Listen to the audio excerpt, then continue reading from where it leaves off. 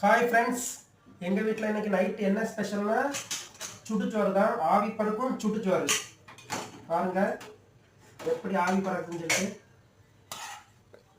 சுட சுட சோறு போட்டு சாப்பிட்டா செம்மையாக இருக்கும்.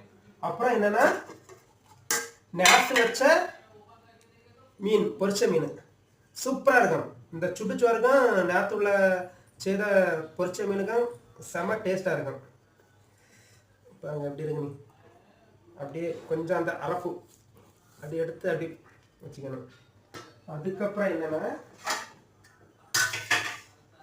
ரசம், நேற்று வச்ச ரசம் சூப்பராக இருக்கும்.